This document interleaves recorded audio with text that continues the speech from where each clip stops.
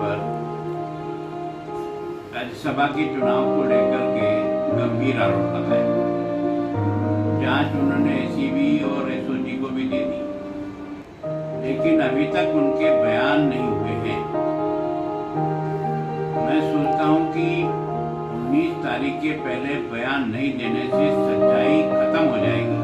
मैं चाहता हूं कि वो बयान दें और जो भी दोषी हो उसके खिलाफ कार्रवाई हो, लेकिन उसको टालने का मतलब ये मनगढ़ंत आरोप लगाया है, आरोप में कोई दम नहीं है। फिर उन्होंने कहा कि अब भारतीय जनता पार्टी भी होटल में ठहरा रही है। मैं सोचता हूँ आप सरकार चलाते हो, पूर्ण बहुमत है, 10 तारीख से सारी सरकार को कैद कर रखा है, बंद कर रखा है।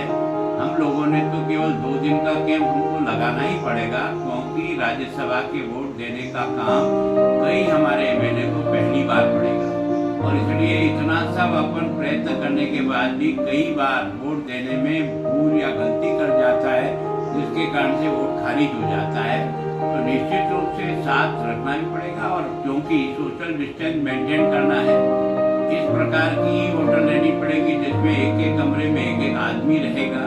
इस प्रकार की सुविधा के एक जगह मिले ये संभव नहीं होती। इस कारण से हमारी मजबूरी है, पर सरकार सारी पिछले 2 दिन से कैद है, और सरकार जिस प्रकार से डरी हुई है, मैं सोचता हूँ कि चुनाव लड़ना ये लोकतंत्र का सबका अधिकार है। पहली बार पता लगा कि वोट कैसे पड़ते हैं, इसलिए सरकार को अंदाज लग गया। मैं सोचता हूँ कि भारतीय जनता पार्टी ये चाहती है कि लोकतंत्र की उन सारी मान्यताओं के अनुसार चुनाव हो, लोग वोट देना सीखें, सही ढंग से वोट दें, और एक दूसरे में जो निर्दलीय हैं उसे अप्रोच करने में किसी का भी कोई दोष नहीं है, ये उनके अधिकार क्षेत्र में आता है।